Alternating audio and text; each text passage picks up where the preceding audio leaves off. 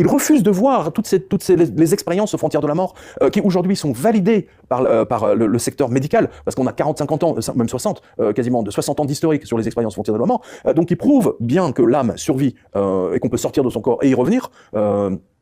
Mais M. Onfray, qui ne s'est même pas donné la peine de faire même le devoir essentiel de ce qu'on aurait pu attendre de lui, d'un seul coup, voilà. Mais c'est pour, en fait, c'est pour être dans les médias. Il s'est dit, je veux faire plaisir à toute la gauche, le Christ n'existe pas, et patati et patata. Ben non, mais moi, justement, moi je prouve avec ce livre que non seulement il a existé, mais que Pierre a existé, et que justement, la clé se trouve dans cette fameuse phrase, tu es Pierre, et c'est sur cette pierre que je vais construire mon église. Voilà. Bon, là, c'est une interview d'Éric Morillo, des Incorrectibles. Ça parle de la religion, donc bon, il y avait beaucoup de choses à dire. Et donc là, c'est le truc déjà qui m'énerve de base, c'est quand il y a des croyants qui essayent d'intégrer la science avec eux. Le mec ose utiliser le mot de preuve pour dire que l'âme existe. Mais il n'y a aucune preuve. Je dis pas que l'âme n'existe pas. L'âme peut exister, comme elle peut ne pas exister. Scientifiquement, les gens qui réfléchissent n'ont pas tranché sur la question. Quand tu tranches pas la question, ça veut pas dire que c'est oui, ça veut pas dire que c'est non. Lui, vu qu'il est croyant, il va te dire que c'est oui, mais ça s'appelle la croyance, la foi, et pas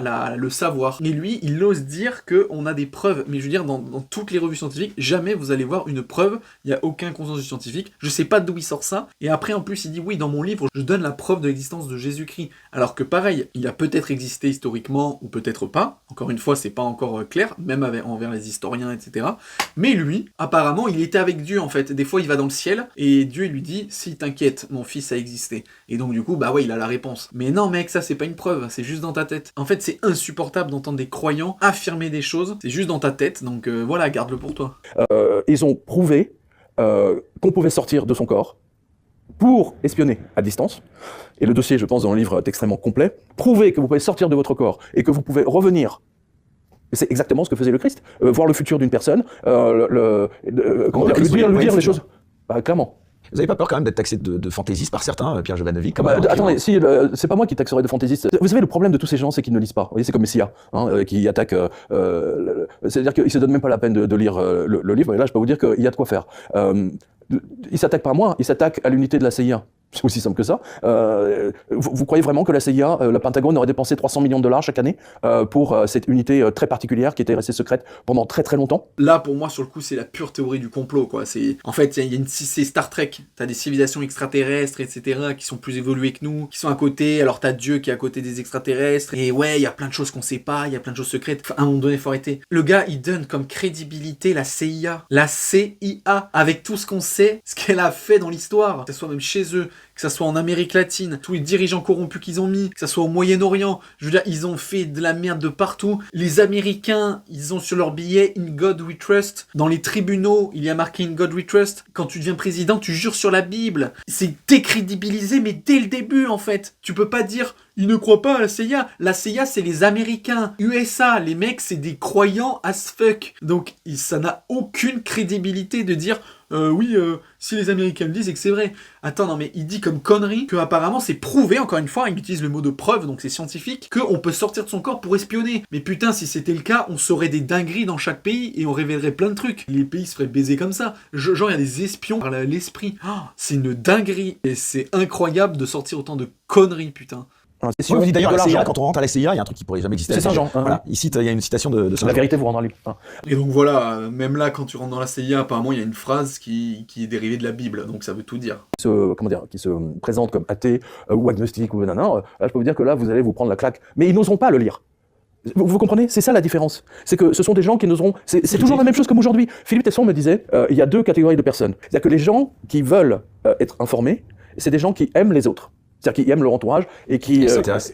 Voilà. Et vous avez tous ceux qui n'ont jamais acheté un seul journal de leur vie et qui critiquent. Voilà. C'est toujours les mêmes. Et aujourd'hui, c'est ça qui est génial, c'est qu'on le voit, ça n'a absolument pas changé. Mais surtout à une époque où la totalité de l'information est accessible au monde, du monde entier qui plus est. Du monde entier.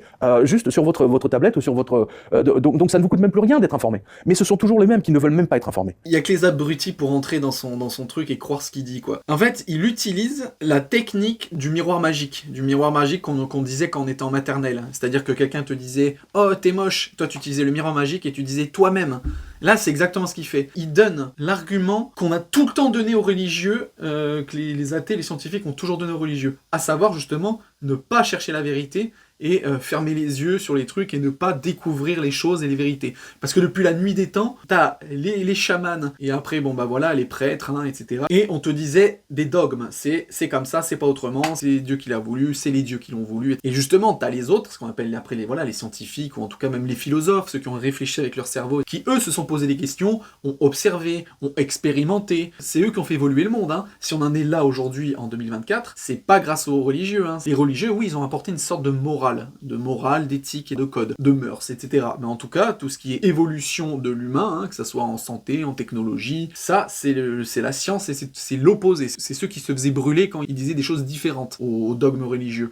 Donc là, voilà, il utilise exactement l'argument opposé. Là, il dit que, oh, c'est les pauvres athées qui ne veulent pas savoir la vérité, qui ne veulent pas lire. Non mais, quelle blague! Dr Penfield, qui a montré que si vous enfoncez une aiguille à un endroit très précis du lobe temporal droit, le patient sort de son corps.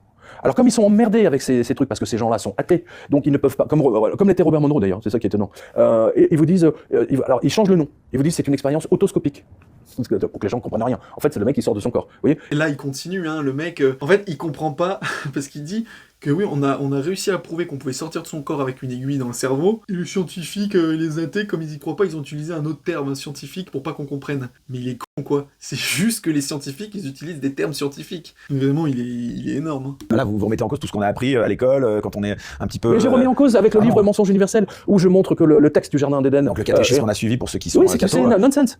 Nonsense, mais peu importe. Peu importe. Vous savez, vous avez bien dit, vous avez les parents qui expliquent à leurs petits, alors tu vas perdre ta dent, mais si tu la mets sous l'oreiller, t'auras une petite pièce. Bon, bah c'est l'idée, hein, voilà. Mais une fois qu'on est adulte, on peut faire quand même ses propres réflexions, ses propres recherches. On n'est pas obligé de croire. Judas a fait le travail que personne n'aurait fait. Sans la crucifixion du Christ, vous n'avez pas de Christ. Voilà, c'est aussi simple que ça. Sans la crucifixion du Christ, vous n'avez pas tous les effets surnaturels qu'il a montrés après. Et donc là, c'est là où il franchit la limite, le pauvre. C'est que je pense que même pour des religieux, il est inaudible. Pour lui, tout ce que l'Église a enseigné, le catéchisme et compagnie, c'est de la merde. Ah bah oui, parce que lui, il sait mieux. Encore une fois, de temps en temps, il se met une aiguille dans le crâne. Du coup, il sort de son corps, il va dans le ciel, il va parler à Dieu pour avoir la vérité. Et comme ça, il redescend, il a la vérité. Donc apparemment, voilà, tout ce qui a été dit plus ou moins, et les prêtres, les religieux et tout ça, qui pourtant se servent de la Bible, c'est de la merde. Là vraiment, il est parti en roue libre, le mec. Je pense qu'il s'est trop trituré le cerveau avec son aiguille.